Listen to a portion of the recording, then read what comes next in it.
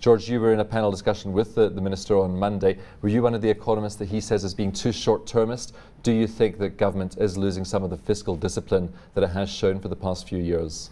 I think I was one of those economists that he was referring to, but I think he misunderstood the comments that we were making, because we were, after all, referring to a reaction of the bond market which was not particularly good. But of course, those who understand the bond market know that within the bond market you can have 20 and 30-year instruments. So the idea that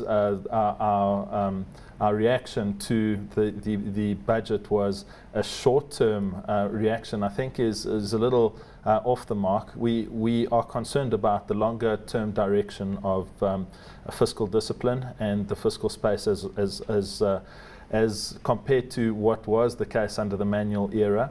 And we have seen a change, and we have seen a shift. And I think it's difficult for government to deny that there has been a substantial move from that sort of far more fiscally prudent time.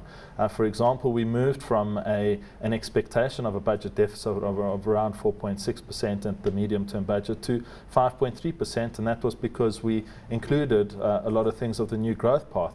But we included a lot of things relating to the new growth path without necessarily trimming elsewhere. So we've just boosted the expenditure line of the fiscus, and that comes with it potentially has some concerns attached to it, that if the future is uncertain and we're not absolutely sure that we're going to get an economic environment conducive to tax collections, then you do leave your economy a lot more vulnerable. We have come from a very tight place in the economy, though. South Africa weathered it pretty well. Do you think some of the spending is necessary to keep the stimulus in the South African economy at this stage? Stephen, from our perspective, it's not about necessarily more money. It's about, let's spend what we've got currently properly. And in doing so, we will have a stimulatory effect that comes through the economy. I'm not one that favors spending or just adding to the expenditure if it's not going to be spent wisely. And up until now, we don't have proof that much of that funding is being spent as efficiently as it can be. So I think before we go and throw more money at the problem, I'd like to see us fix the inefficiencies that already exist in government, and with that out of the way, then I think for sure you spend a little bit more in a counter-cyclical manner. It can have a positive impact on economic growth, but again, it's got to be done in the most efficient way possible. That's, after all, what economics is all about.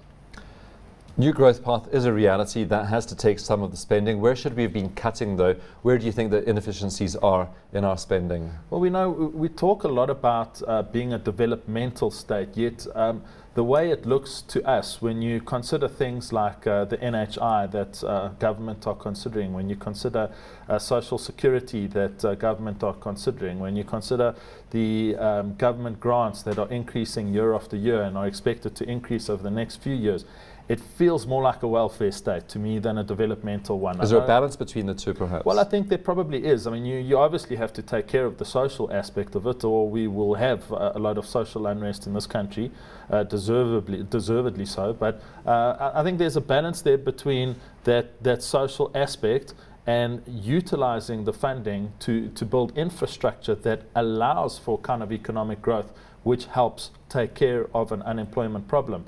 Just simply loading the tax base with more and more overheads, I think, is a problem waiting to happen down the line. It effectively renders you even more vulnerable to any downturn that should arise in the future, because that level of overheads is just ramped up that much higher.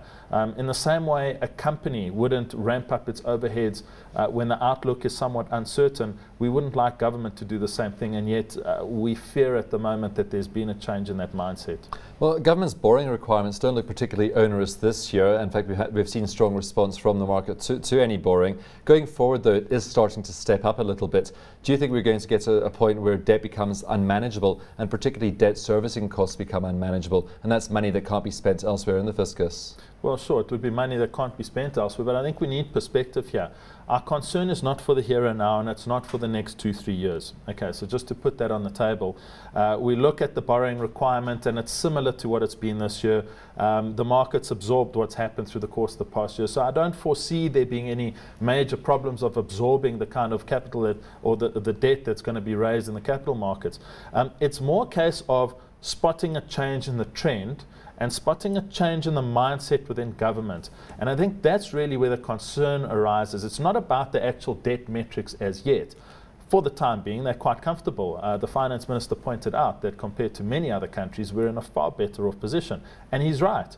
Our interest on government debt is not eating a huge proportion of the fiscus every year, and he's right about that as well. But it's not the point. The point is that we've spotted a change in what could be the behavior of government towards a more socialist mindset, and in doing so, we fear that that's going to ramp up government's expenditure without the related increase in tax revenues, which is required to just help balance and steady the ship a little bit. And I think that's really where our concerns come through.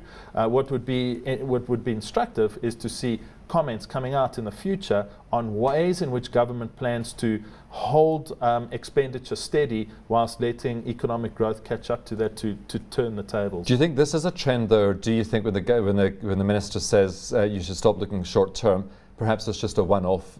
Will you have to wait until the next medium-term budget policy statement this October or November to actually find out whether it has become a trend? No, look, I don't think that waiting for another budget or even another 2 budgets is necessarily going to be the answer to that. What we're doing is we're raising the flag to say, let's just keep an eye out on this, because if this sort of trend continues, we could land up in a problem situation 5 to 10 years from now. So this is not about a 2-3 year horizon at all. It's about the 5 to 10 year horizon, and we're only going to know that when the time arises. And that's the problem. A lot of these problems are incremental, and they creep up on you and creep up on you and creep up on you.